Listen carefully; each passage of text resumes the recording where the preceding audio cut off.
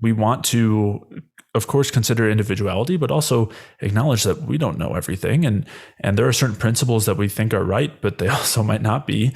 And regardless of who says them, we want to consider our own experience, and our own experience being so important when we're evaluating whether anything is working or whether something is maybe accurate, and using that in the same way that we would, like, just as importantly as we would maybe use a textbook, right? Welcome to the Cosmic Love Antenna Podcast. This podcast is meant to encourage you to connect within so you can share your light with the world. And now, here's your host, Harrison Ma. Welcome, beautiful beings, beautiful, energetic, almost bioenergetic beings. Welcome to the Cosmic Love Antenna, another episode, another weekly installment of your inner exploration so you can start spreading that beautiful light out as your beautiful, loving expression. Here, the show, as always, sets the intention of pulling back the layers, restricting your health, alignment, and love with your host, Harrison, and the beautiful, powerful guest I get to dive into today. And before I jump to him, before I start getting into the topic of today's show, I want to send some love to all of the existing podcast listeners, the new listeners out there. Thank you for joining us today. I can feel your hearts and your energy. As always on this show, if you get some value out of what we're going to talk about today, and I know you will, please remember that you can share this out into the podcast universe to some friends, some family members, and some people that you care about very much. That's how you can support the show. You can also go over to Apple and Spotify, leave your perspectives, your feedback, and your reviews. And a couple of weeks ago now, I launched the Cosmic Love Antenna Facebook group. So if you're looking for more tribe, more of this beautiful content, head over to Facebook and join that tribe.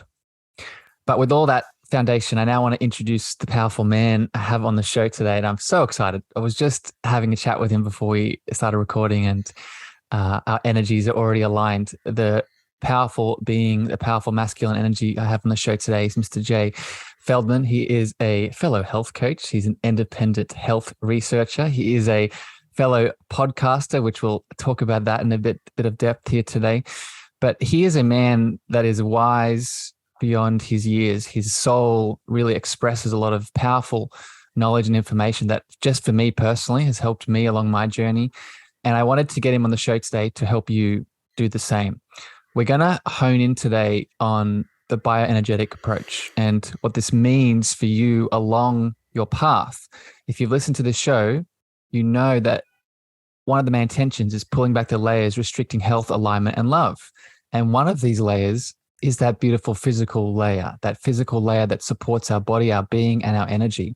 And the bioenergetic approach really supports that. So we're going to get into what it is, how it supports your being through your diet, through your eating, through your moving, common myths, common misconceptions within the industry outside of the bioenergetic approach, how this is much more than a diet, much more than a way of eating. It's more of a perspective, a lifestyle, and a sort of understanding of the world, and so much more. Jay, my friend, welcome to the Cosmic Love Antenna. Thanks for having me, Harrison, and thank you for the lovely introduction. Oh, you deserve it. You deserve it, my friend, and so much more. It is really my honor, as I said in the introduction, which I'm going to plug here straight away, your podcast, the Energy Balance podcast, is, I want to direct people straight away to this that are tuning in. When you enjoy this chat today, definitely go check out Mr. Jay's platform, because what he's sharing with the world, with his partner, Mike Fave, really supports the being to express itself fully. So I'm excited to dive deeper into this with you today. So with that, I think where we'll start, my friend, is, Jay, I think we'll break down the bioenergetic approach, and how we're going to, do this today is we're going to start with the physical elements, and then we'll go deeper into the spiritual and sort of metaphysical views of it. But I think before that, I would love to hear a little bit about you, sir, because, the bioenergetic approach is a tool, and you are the love that channels through that tool. So for people that don't know your voice, haven't listened to your podcast, why is this such a big part of your world? So how did the bioenergetic way of viewing the world and the way of eating, moving, living. How did that start for you? Yeah, so it started with what really began as just a desire to improve my fitness and in some ways physical health. And as you're kind of alluding to, has grown to be much more. But at the time I was, had my fitness goals and wanted to do the best I could in achieving those, whether it was how I was working out or how I was eating. And that built an interest and passion for health and wellness and led to a lot of experimentation with different diets and a lot of trials and tribulations along the way, and falling into various camps that I think a lot of us do when we're on that journey. So some of it was the kind of more mainstream, whole grains, low fat, some points vegetarian, on the other side to paleo and keto, and all through those kind of different diets and feeling different things along the way. Jay, just question, did you ever, I can't remember if I've heard you speak about this, but did you ever try out carnivore, any more of the sort of maybe vegan? How far in the sort of world did you go? So I didn't get as extreme in the restriction or presence of animal products as veganism or carnivorism. At the time, carnivore was not really on the map. And yeah, I never went all the way to veganism, just vegetarian for a period of time. But did go to more extremes in other ways, not necessarily in terms of animal products, but in terms of carbohydrate restriction, fully on ketogenic diets, or in terms of fasting. You can get very extreme with fasting, days and weeks. I never went that far, but and we're going to get into that. So just for people listening, and thank you for sharing, my friend, we're going to get into that because that's the piece that I think within this approach really sort of highlights a lot of the main differences between the bioenergetic view and a lot of how the diets approach intermittent fasting and things like that. So, but before that, Jay, so then so you tried all these beautiful things and realized, oh, this isn't feeling good. I'm not getting the outcomes. My body's not responding in the way that I deserve to have it respond. Where did the bioenergetic approach fall into your world?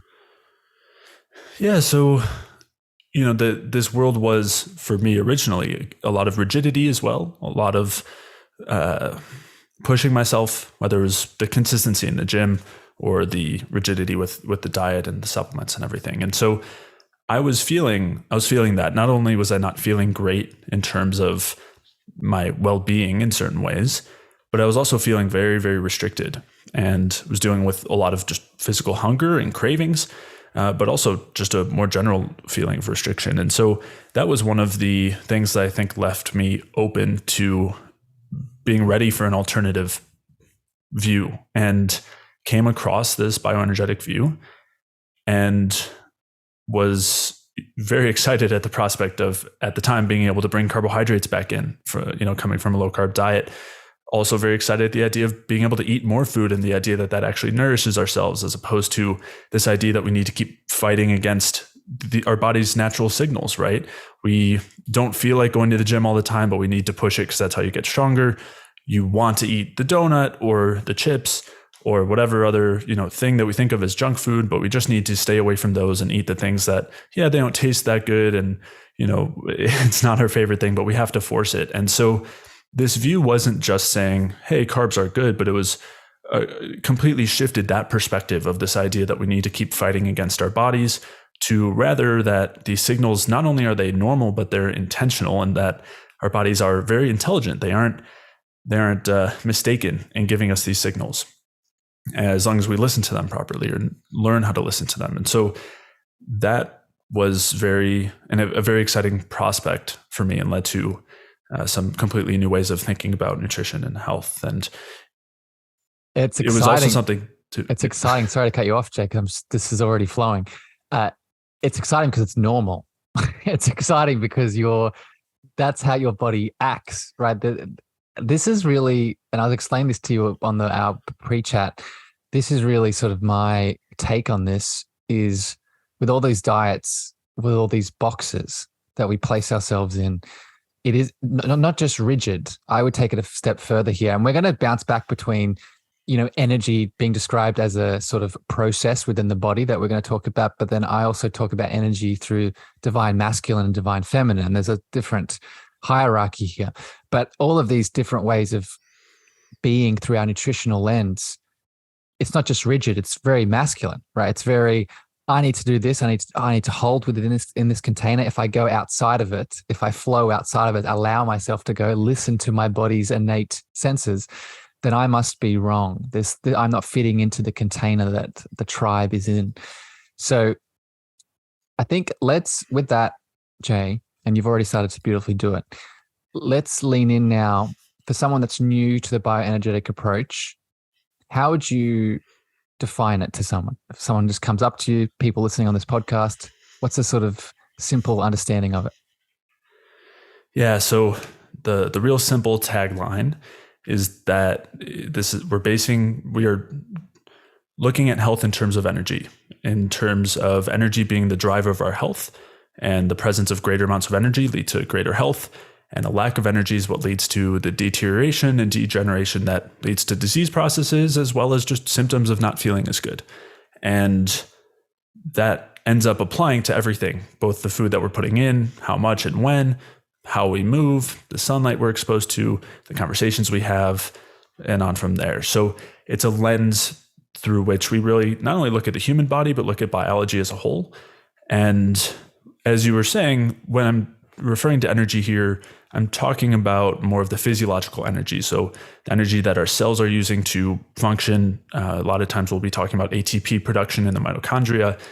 And there is not such a difference between that and maybe an emotional and spiritual energy. And I think there's a lot of overlap there as well. But in terms of the physiology and biology, talking about that sort of cellular biochemical energy. Yeah, I think it's a symptom. So the divine masculine and divine feminine are the foundations. And then one of the representations of that through the physical being is the biochemical output, right? Is the biochemical. So just to maybe put that dot together for people listening, it's not two different worlds. It's an expression of one. So with that, I think what we'll do, and because I know that this show, what we're going to get into today is, I'm going to try and hit in both worlds. We're going to start in this physical world and we're going to hit on some things, and then we're going to go to the abstract spiritual. So where I want to start, I think for people, Jay, is if you're comfortable with it, share with me a typical day through the bioenergetic approach. And we'll sort of narrow the scope because, like you said, the bioenergetic approach is much more than the food piece, the diet piece. But I want to hone in on that because I think that's going to give the most value here today. And I think in the future, we could do another show on the exercise pieces and all those elements. But if you could give me just a rough overview of your day through the bioenergetic approach. And then what I'll do is I'm going to pick out some common elements that I know I've faced and that other people have faced, and we'll go from there. So does that sound good for you? Yeah, it sounds good. I will say as a disclaimer, so I'm traveling through Latin America and in a different country every 6 months or so. And that means that my food changes dramatically, both in types and there's all sorts of variety. And so it looks different now from when I was in the States, from when I was in Costa Rica, Ecuador, and now in Mexico. And so the reason I wanted to mention that is because the principles will largely be the same, but anytime I'm sharing what I'm eating day to day, I always like to put this disclaimer that this doesn't mean that this is any of these things are the right food, and there are principles that are important, but there's a lot of right ways to do it, of course. And I'm using right in like quotations and in kind of a more facetious way where there's not just one right way to do it. So yes, thank you for that disclaimer. And yeah, what we'll do is, just to be clear for everyone, we are all biochemically individualized, right? And that is really a big approach of the view of the bioenergetic view. So yeah, give us the rough flow, my friend, and then we'll break down some components. Sure. So a typical day will, as far as nutrition goes, normally within the first 15 to 20 minutes of when I wake up, I'm including some form of carbohydrate. Normally it'll be orange juice, or if I don't have any orange juice at the time, maybe it'll be some watermelon or some fruit, normally to get some liquid in and also some carbohydrate. And then normally that'll kind of lead into cooking breakfast, which recently has been an omelet with with whole eggs and a bit of chicken and cheese and salsa here in Mexico, there's some pretty great salsa here. Yum. And I'm jealous. Keep going. And sometimes I'll have a little bit, maybe more fruit with that. So maybe it's a mango, or here there's rambutans, which are kind of like lychees, something along those lines. And I'll have coffee with, recently it's been goat milk in the coffee, and some sugar as well. And so that'll be kind of up through breakfast. Should I continue? Yeah, keep going. What I'll do, Okay. I'll wait till you finish the whole thing, and then I already have some things flowing. So let's go up till bedtime, and then I'll jump in. Perfect. So yeah, normally it's like a 1-to-1 coffee to milk. So a lot of milk in there, and it'll be 2 cups, which is basically 1 cup of coffee and 1 cup of milk, maybe 1.5 of each. And that'll normally take me until lunch, kind of similar to breakfast. So a little bit before lunch, I'll start off with some fruit. Again, mangoes or banana or dates, depending on what's available. And I might have another kind of snack along with that, maybe some cheese or some potato chips cooked in coconut or olive oil. And then I'll have a more solid lunch, which here has been tacos or quesadillas that I'm making myself with some homemade tortillas. And those aren't made by me, so we're purchasing homemade tortillas. And sometimes it'll be some form of meat, maybe chicken or beef, or they'll do here, they actually do goat meat as well, or sheep. So a lot of variety. And some sort of meat, maybe some cheese again, some salsa, some peppers, maybe some onions. And so it'll be a couple tacos or a quesadilla, generally with those same ingredients. And maybe again, fruit or juice with that as well. And normally a few hours later. Yeah. And then dinner is the mixture of things as well. Yeah. So normally between lunch and dinner, I will have a snack. Again, normally fruit, maybe some chocolate, maybe some dried fruit, some dates. The banana chips. I found banana chips recently, which are bananas cooked in coconut oil, things like that. And then dinner will be some sort of, it might be seafood, it might be some sort of animal protein source, so fish or shrimp. It might be some sort of meat, maybe an organ meat like liver, or I'm having ground meat or short ribs, any kind of variety there, normally with potatoes or sweet potatoes, maybe some carrots or onions. And then, then I guess, sorry, I'm trying to think of a typical day. You're good. So that I can jump in here. So thank you for sharing that, my friend. And the reason I wanted to do this, because I want to give this example to then build some things off here, because there are a few things going on here. And first of all, I want to just make this very clear to people listening. What you heard in there is a couple different components. I'm going to break these down, and then we're going to go through them individually. Firstly, what you heard is there's just eating. There's no, like, if you compare that to maybe a time restricted eating or an intermittent fasting, that would be blasphemous. First of all, what you just said, all that constantly sort of beautiful eating. Secondly, there is a lot of fruit, a lot of carbs, right? Which is, again, another sort of element within a lot of the diets in the world that are there's a lot of fear against carbs. There's a lot of fructose, which I'm going to come back to. But what you didn't hear was there was no sort of artificial sugars. There was no refined hydrogenized vegetable oils. There was dairy, but there was the good dairy, not the processed, homogenized, pasteurized dairy.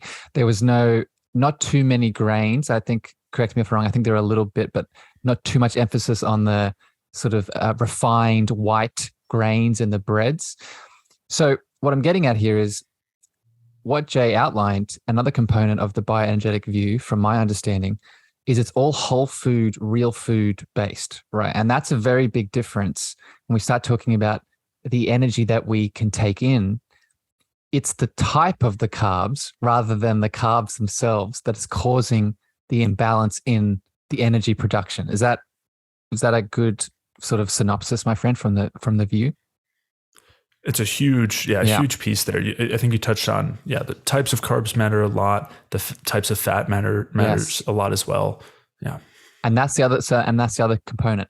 Within each of the meals that you were talking about, there was a ratio between the healthy fats, healthy meats, proteins, and the healthy carbs. So that's the other piece. So let's now break this. So thank you for sharing that, my friend. And I'm very envious of your beautiful travels that you're doing within this approach. I'm going to pull out a couple of these components to speak about specifically for people. So let's talk about first the fasting piece, the lack of fasting within the bioenergetic view. I would love to hear your thoughts on, why, in your perspective, why sort of this idea of intermittent fasting, hormesis, which is the sort of healthy stress. I'm putting, people can't see it, but you can see my fingers going crazy here. And why sort of the restriction of a feeding window isn't very present within the bioenergetic view. Yeah, so you definitely touched on it there with the hormesis, which is a perspective that I think a lot of people are unaware of, but is something that is really the underpinnings of many of the interventions that people are doing, whether they're aware of it or not. And the idea with the hormesis is we're trying to induce some stress so that our bodies become stronger. And that's largely the what's generally thought of as the reason why we'd want to fast, is that we want our bodies to be deprived of food for a little while. So they have to dig into a bit of stress. They have to produce those stress hormones. And the idea that that's going to increase the cleanup processes, that's going to extend our longevity. It's going to make us stronger because we've endured some stress. And this is, of course, something that extends in all sorts of areas, but just to keep it at the fasting, that is a perspective that I don't agree with. And I think instead, and this is kind of what I was mentioning earlier, as far as something that was such a major switch for me, is instead considering the idea that actually nourishing and supporting our bodies pretty much as much as possible is what leads to our greatest energetic capacity and our greatest function.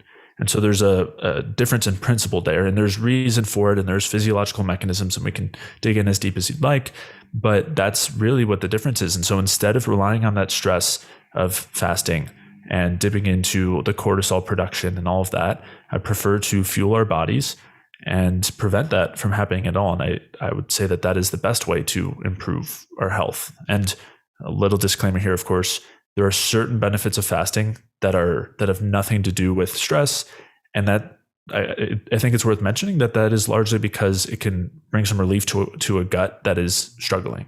So if our gut health isn't great, if we're eating foods that we don't digest well, or we have microbial problems, bacterial overgrowths, and then we fast, that is one way that we feel better. And it's not actually stressful, but there's better ways that we can accomplish that benefit to our gut. So that's kind of another piece that's worth mentioning.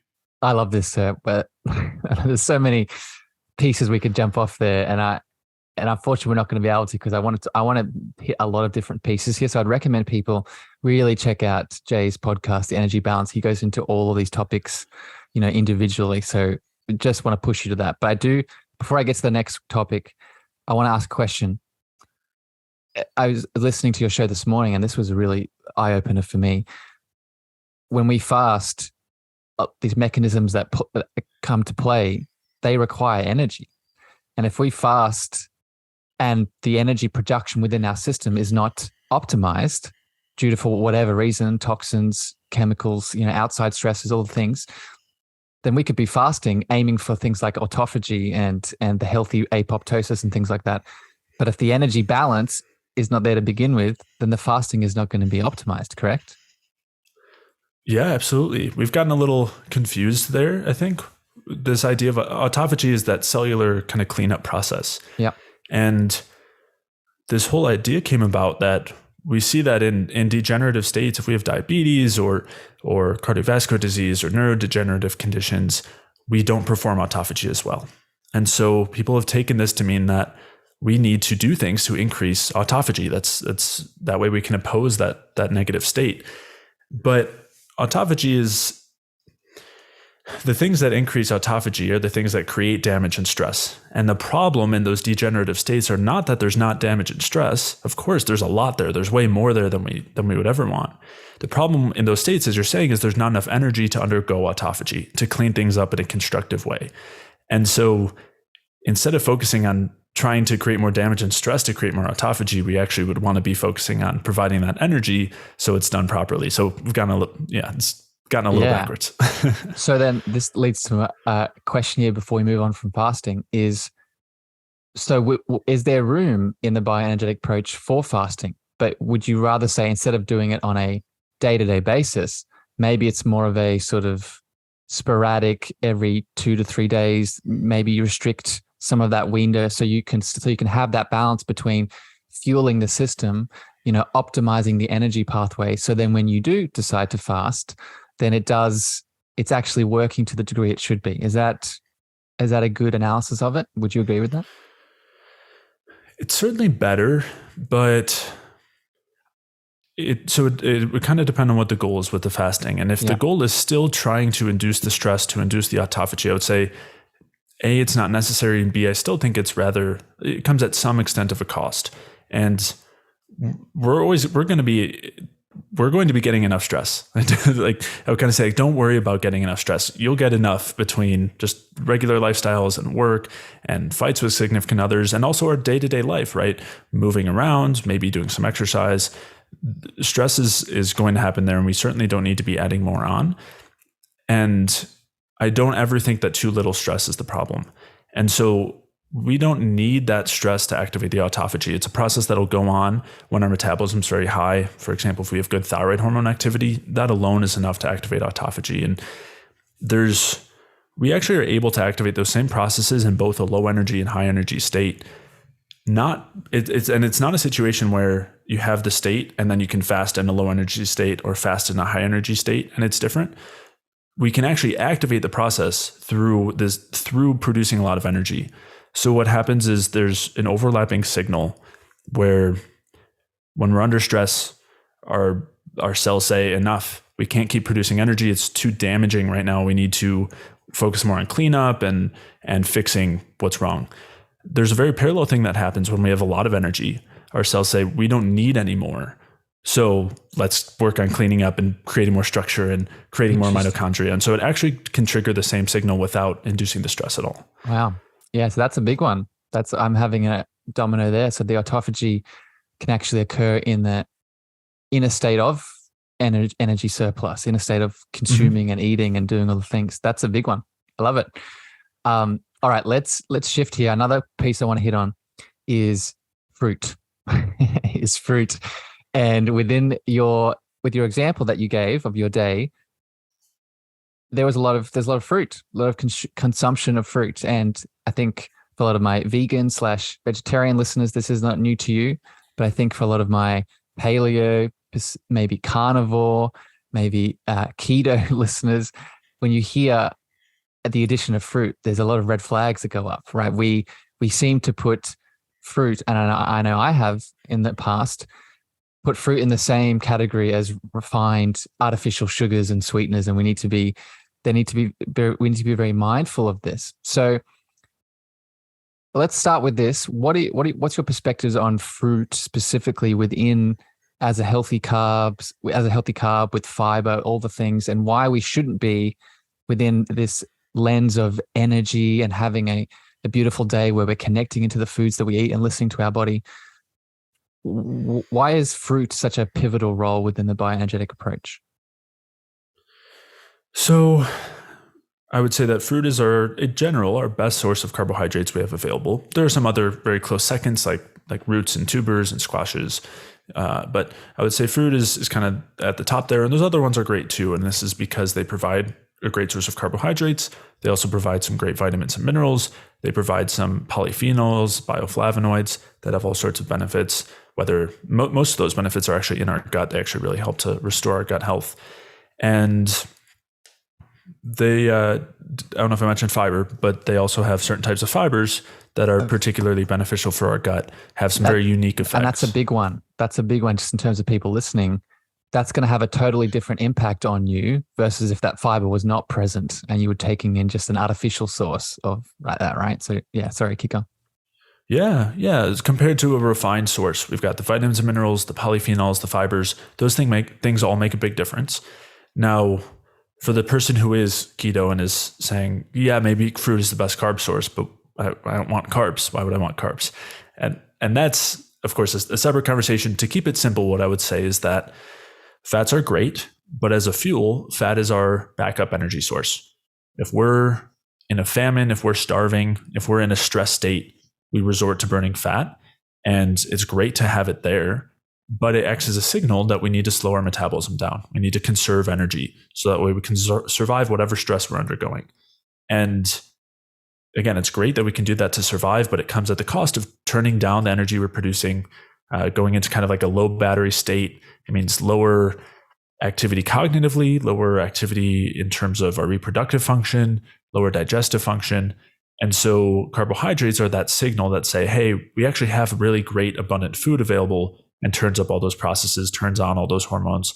And so that's really where I would say this is why we actually could use some carbohydrates, and they're really helpful from the energy producing standpoint.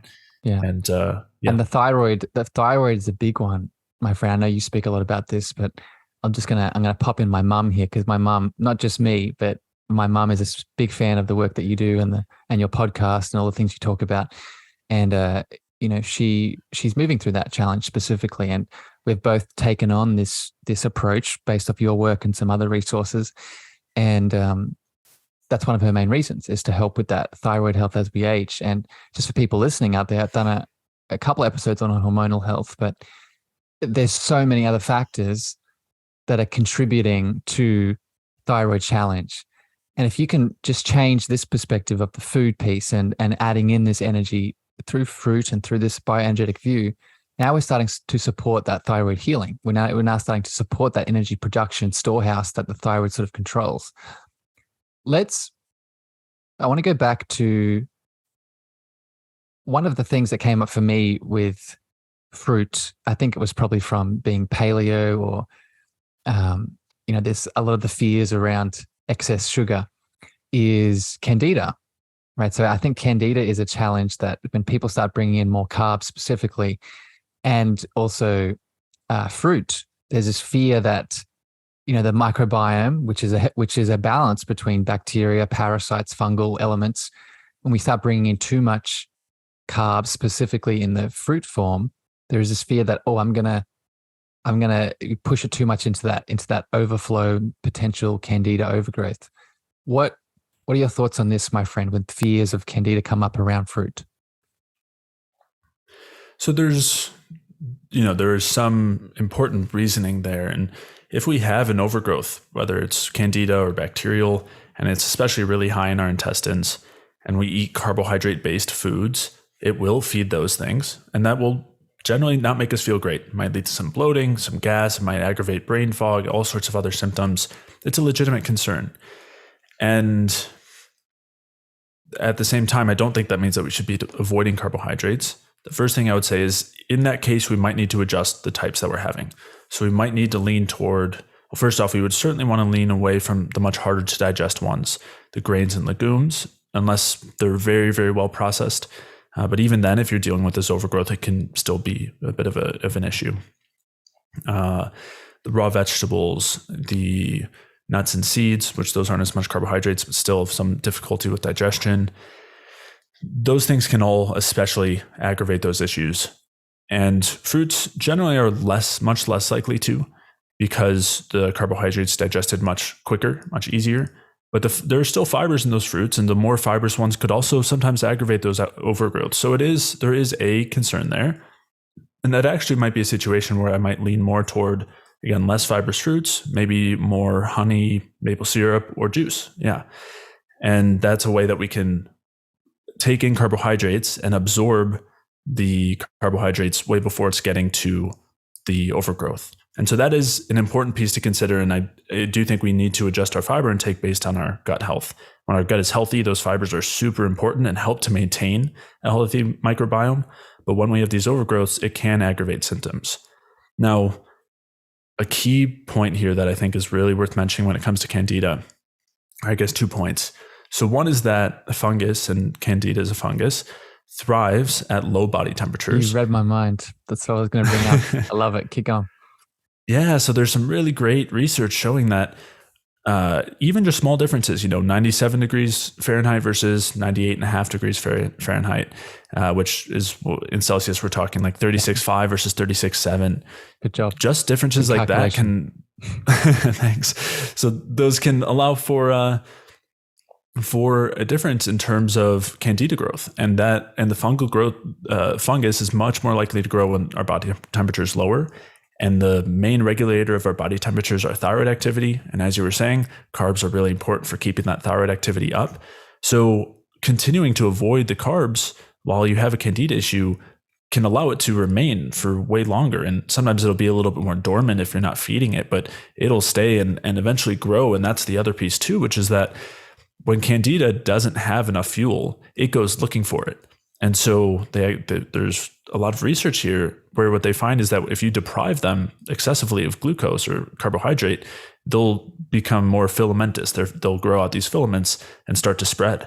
And so I'm not saying we want to be feeding tons of carbs into an overgrowth. We'll typically get some symptoms, but the idea that we just want to starve it and that's going to be the resolution doesn't play out in terms of the physiology. And I've seen that so many times that it doesn't play out in terms of how clients are actually feeling and how people are actually experiencing candida issues. Yeah, it's big. That's another gem just for people listening. That's a big one for everyone to understand. Again, we're going back to, it's not the carbs, it's the type of the carbs here that we're really speaking about. And it's these beautiful nuances that it's what I appreciate about the bioenergetic approach in general, is that it starts to now help you see that, there's some changes here that I can make based off my choices that are nuanced, that are going to appeal to me. And what I would just add to this is two things. One is look at that gut, right? So what is the state of the gut? And when we're looking to remove carbohydrates, like you said, look at those refined artificial carbohydrates first, right? Look at those refined grains. Look at not the real whole food sugars in the fructose form, right? But the refined sugars, the artificial sugars that are causing the dysbiosis in the gut to begin with. And I think it's also worth noting when those candida elements go looking, that is also a stepping stone to a parasite infection too, right? Because we know that a parasitical infection is going to usually come after, in many ways, a candida imbalance, right? Because they're feeding off that candida overgrowth. So yeah, a lot of little rabbit holes we can go down here, but I'm going to throw one more physical element here of the bioenergetic approach. And then I want to go deeper into some spiritual lenses here with you, my friend. And the last piece I want to hit on is, I know this has been a big shift for me, taking in the bioenergetic approach, and it sort of comes into the feeding window and the fasting element we were talking about. And it's this idea of really leaving 2, 3, 4 hours of a window before we go to bed. And this is gonna help us sleep better. This is going to help us get into deep sleep. It's going to give our gut a rest. We can go into the restoration that we need. And I know this is not what I've found. And I know that the bioenergetic approach kind of has a different perspective on this. So can you speak to the idea of feeding before sleep and how that can support all of the things that sleep is good for? Definitely. So it's true that having a big, heavy meal before bed typically it puts a bit of a burden on us and isn't normally comfortable. But that doesn't mean that we don't want to eat anything in those hours before bed. And the reason for that, kind of coming back to fasting, as you said, is when we're asleep, we're fasting. And we aren't, because there's no food coming in, our bodies, well, maybe not our body, but especially our brain and our organs are all very active. And honestly, other tissues are too. There's a lot of rebuilding going on. We're using a lot of energy during the night, a lot of repairs happening. And that requires energy, which requires fuel. And so if we're not taking that fuel in, it has to come from our stores. And in terms of glucose, we're storing a lot of that glucose as glycogen in our liver. Our muscles store it too, but that stays in the muscles, whereas the liver glycogen is sent out, and that is used by our brain especially, which is pretty active when we're sleeping. And so because we're not eating overnight, we're using that stored fuel. And if there's not very much stored, then that can lead to us waking up during the night and having bursts of stress. And a lot of people experience this. They'll wake up maybe 2 or 3 a.m. Sometimes they're hungry. Sometimes their heart's racing. Sometimes they just can't get back to bed. And that's normally because we've run out of fuel. And we're normally supposed to run out of fuel, but not until we've slept 8 or 9 or 10 hours, however long it is. And that's naturally supposed to wake us up. We're supposed to have a surge of stress hormones in the morning. But if that's happening too early, it's normally because we don't have enough fuel stored. There can be some other reasons too, but in order to kind of top off that fuel tank, it can actually be really helpful to have a bit of food in the evening. So mostly carb and fat based like snack is what I suggest. And we didn't get to that when we were talking about my day of eating, but I'll have my dinner and then normally a couple hours later, I will have some sort of snack. So lately we made some baked apples, and there's some really great quality ice cream here that's just milk and eggs and sugar and salt. And so I'll do some baked apples and a bit of ice cream. Sometimes it might be a bit of fruit and chocolate, something like that, but a nice combination of fat and carbs so that my fuel stores are topped off so I can sleep deeply all the way through the night. And I will say also, it normally helps with falling asleep too. Somebody struggling to fall asleep, one huge component could be that their fuel stores aren't topped off enough, and so their body isn't able to get into that relaxed, energetic state. And I don't want to go on too much of a tangent here, but you're good, sir. Yeah, great. I wanted to mention that when we're looking at what's going on in terms of physiological energy at the cell, an energetic state is actually a relaxed, ready state where the cell can do what it needs to do and it has the energy available to do it. And as such, it's relaxed. Whereas a contracted state tends to be a state of low energy. And the clearest example, which is kind of a morbid one, but when we die, we go into rigor mortis, which is when every single muscle tightens and it's rock hard. And that's because there's no energy there. The energy is actually what keeps us able to move like internally and externally and flow and allow. So let me jump in here, Jay. So this is and this is going to be a beautiful segue into more of the spiritual elements here. But this is, I hope people are getting the understanding of really not the biochemical energetic. I hope you're getting that from everything that Jay is highlighting. But now, sort of seeing this divine masculine and feminine trend here, all those words that you just talked about, the rigid, the needing a space of allowing to actually have energy to flow, right? This is the comparison here between the divine masculine, divine feminine, right? We don't want to avoid one or the other. We want to have a balance between both, right? We don't want to be in that masculine state all the time, because that's what, as you're alluding to here through the bioenergetic view, we get to a point where we become so rigid, so tight, so in a box and a way of being that energy actually gets to the point where it can't flow anymore. We start to have challenges. We start to have the thyroid. We start to have the gut dysbiosis, the things that we've been talking about. So these are all manifestations here. And I just want to add this in because my mum will laugh. The baked fruit piece is something that before bed, that snack, it's such a beautiful idea that I've yet to do, but she's done it. She's incorporated into her world and she keeps telling me, you need to do this. It's amazing. So I just thought that was funny that you added that in because it's on my list of to-dos, but it's brand new for me too. I've recommended it. I know a lot of people like it, but I just did it for just this last week or two for the first time because we had some good organic apples. So. Yeah. And I'm just hearing how amazing it is. Let's shift here now, Jay, because I think this is, like I said, this is a beautiful segue into, okay, let's go deeper with this. So we've just highlighted some elements from the physical lens, some practical pieces that people can start experimenting with. And the theme here that I've been picking up is there's a lot of just, making sure that we're removing a lot of the harmful components, again, the refined products, the artificial products, the refined oils, adding in all these beautiful whole food elements.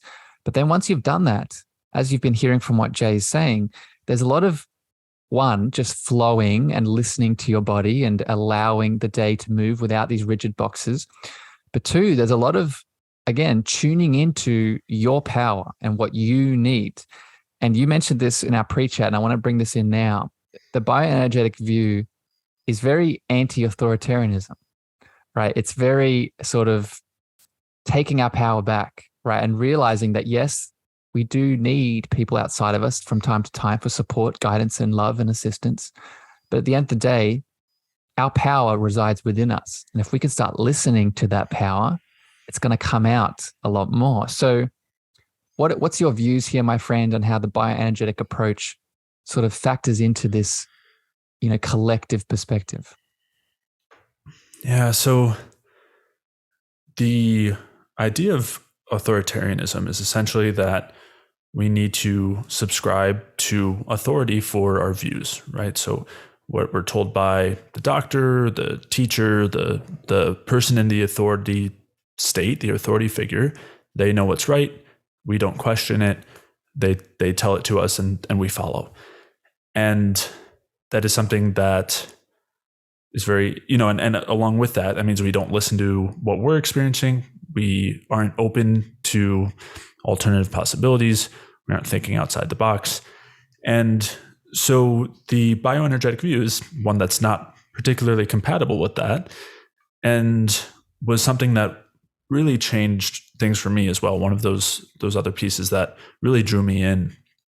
And the listening to our bodies was a major one, because it is in some ways impossible to do and to acknowledge how our bodies are feeling when we think that what we're doing is right and it involves us not feeling good in some way. And so it makes it very tough. You can only listen so much.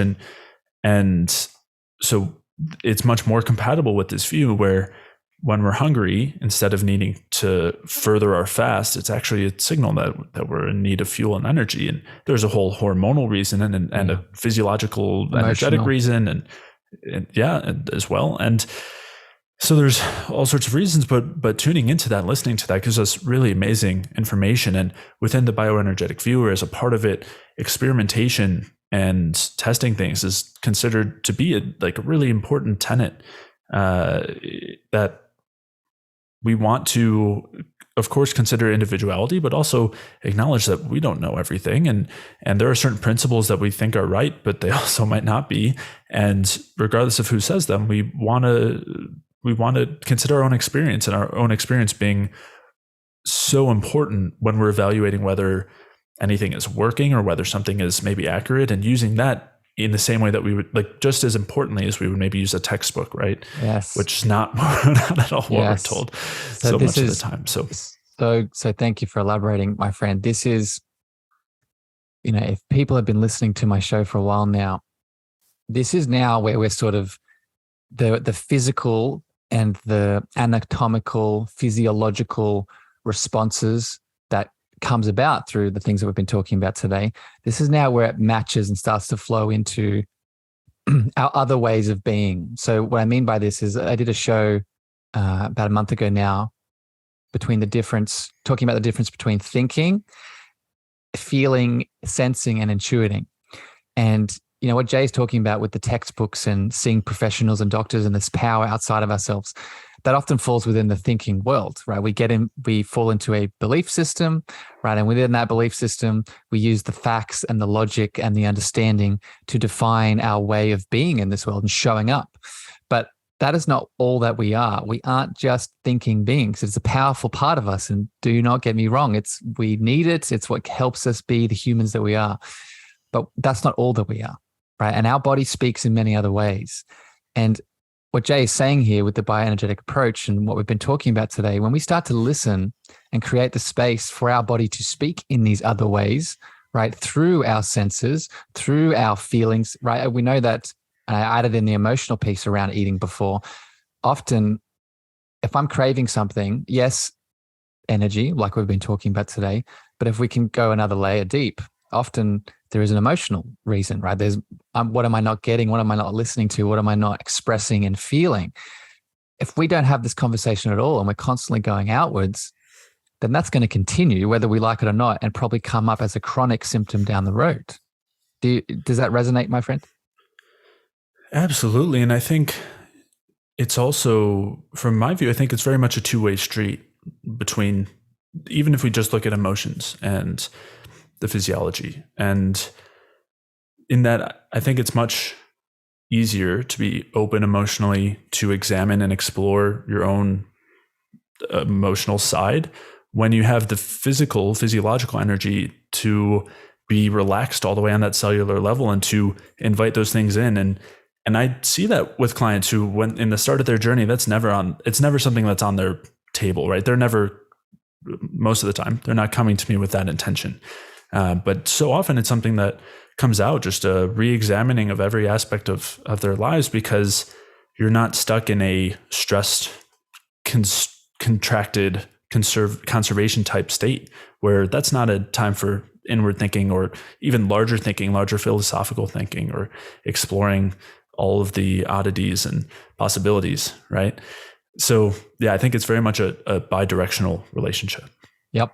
And I'm going to share this with you, my friend, because you probably haven't put this together. The name of my podcast is The Cosmic Love Antenna. And the way I use that analogy is I use it in my coaching too. We are, in my opinion, we are all cosmic love antennas. And what that means is, like an antenna system, there's two main parts, right? There's the frequency that's flowing within it, right? That's our spirit, that's our emotions, that's our sort of mental thought patterns. But then the other part of the antenna system is the structure that supports the frequency to flow, right? And like you're saying, it's bidirectional. We need both. We need to remove the traumas, the pains, the spiritual, emotional, mental challenges that stop the frequency from emitting. But then we need to be mindful of grounding back into the physiology, creating the structure, the healthy structure to support that frequency to be emitted out into the cosmos, right? So that's, I'm there with you, my friend, and I could not agree more. And just for people listening, as Jay is beautifully highlighting, it goes both ways, right? So when we support the spiritual being, the emotional being, it supports the physiology.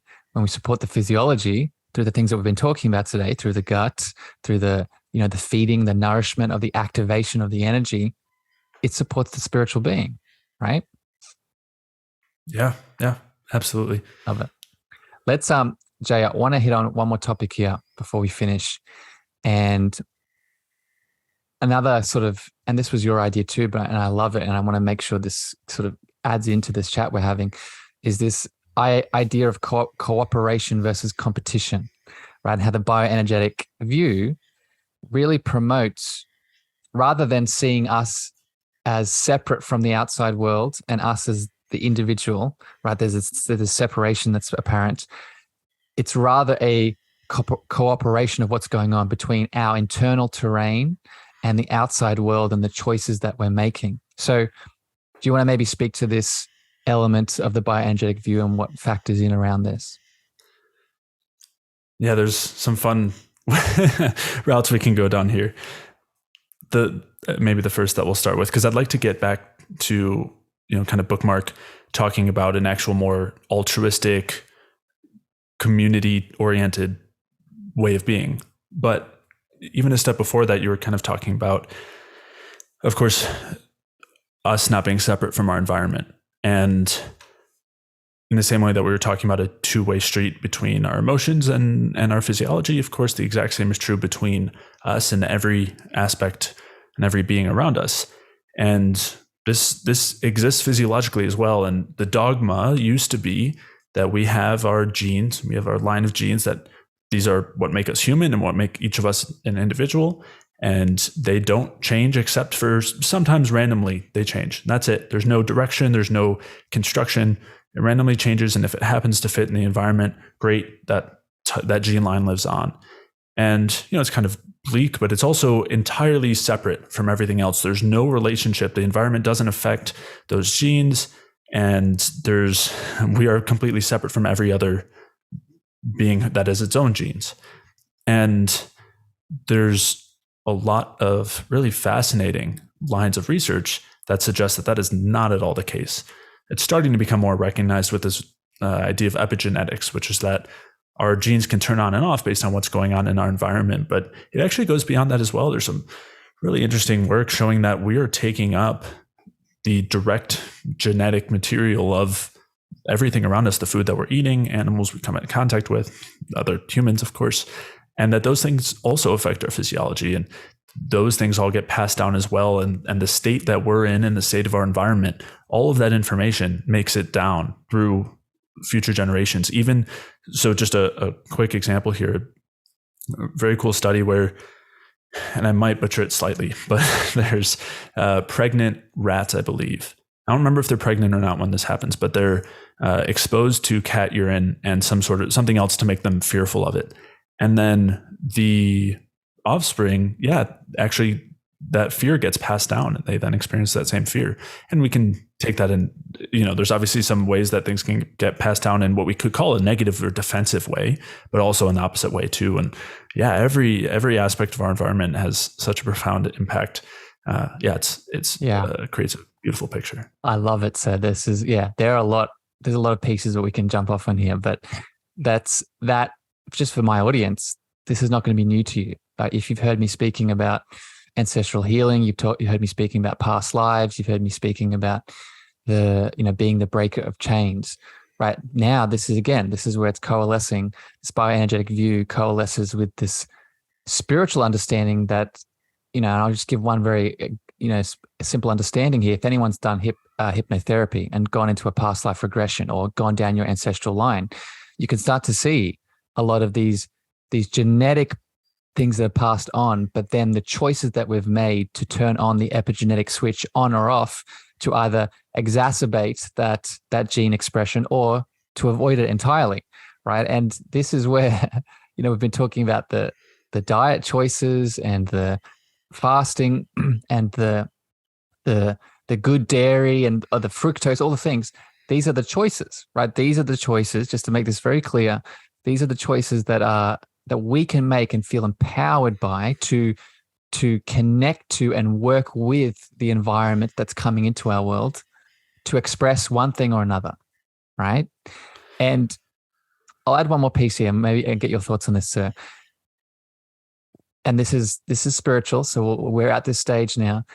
I truly believe, right, we are a microcosm of the macrocosm, right? And this expression, this exchange, small versus big, big versus small, this is happening on every single scale that we see, right? So for example, this is happening within our bodies, right? We have each little cell that makes up a organ, and each organ makes up us as the being. But then you could keep going with that, right? We as a collective are parts of a bigger group consciousness. This earth is a part of a solar system that is a part of a bigger. So you can see how this is a trend that keeps expanding outwards. Does this resonate with you, my friend?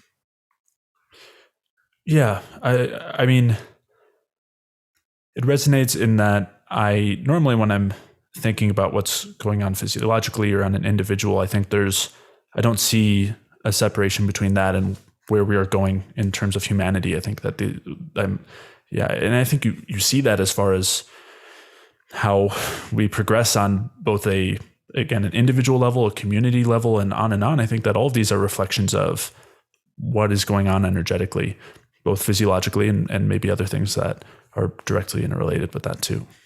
Have you seen, it's a question that bubbles up, my friend, with your podcast and the work that you're doing, have you seen the ripple effect of this? So I know I can speak this from my podcast, but I know yours, right? The work that you're doing and spreading this perspective and this teaching from Ray Pete and all the work that you're sort of moving into. Have you seen a ripple effect from this just in your community and your collective and people around you? Definitely. I mean, it's part of it, of course. Maybe there's some confirmation bias, right? The kind of people who I'm talking with are all in, a lot of times, a lot of my friends and my community has become this community, right? The community of people who are looking at life and the world through these sorts of lenses. And I think there's a reason why it gravitates in that direction. Yeah. We attract what we are, right? And that's a whole other conversation. Jay, I want to be mindful of your time, and I have one more final question for you. But before I get to that, I want to give you the opportunity now, if people have really connected into your into your energy and they are pulled to this work, this bioenergetic view, they want to know more. Is there something you can share? I know you have your podcast. I know you're a fellow coach yourself. Where can you direct people if they want to dive deeper into all of the beautiful expressions you're sharing with the world?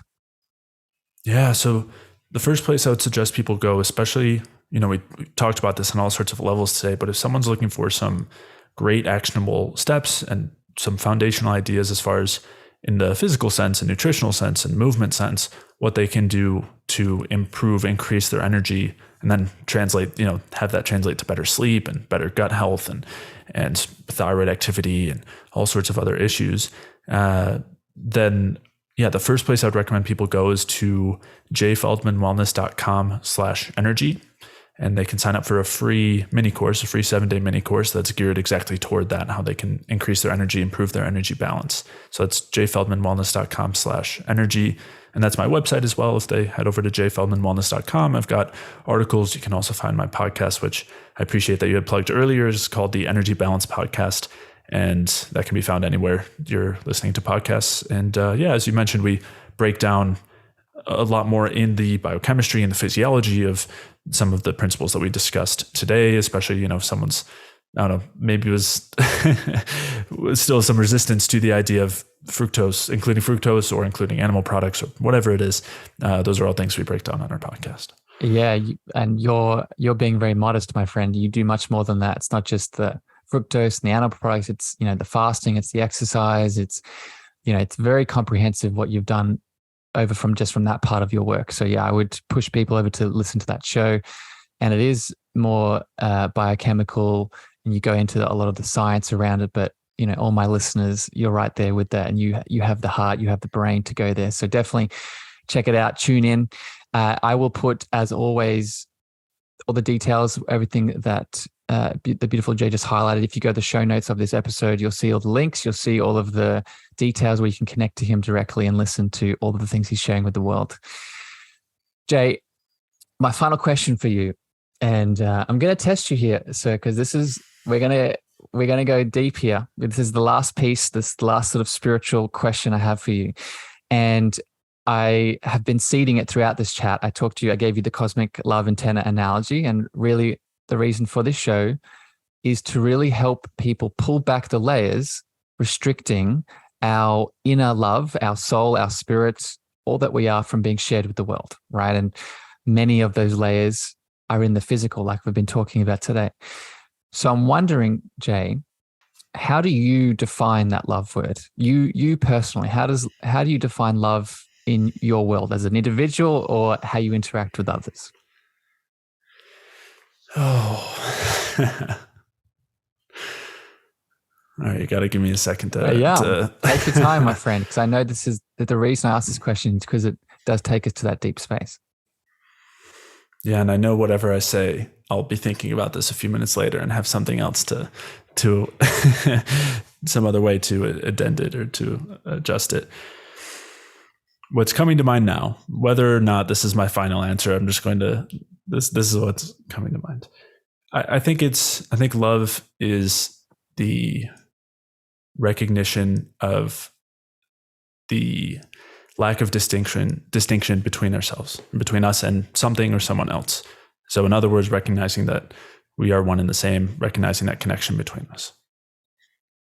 Jay, I've heard many definitions of that love word with doing this podcast, and just speaking to that beautiful mind and that heart of yours, that was just as valuable of an answer as any of them, my friends. So that was powerful. I could not agree more. And Jay, I love you very much. Thank you for spending time with me today. Thank you for sharing your beautiful mind and all of your wisdom and knowledge around the bioenergetics and this important perspective that I know has helped me very much. And I hope it's going to help people listening.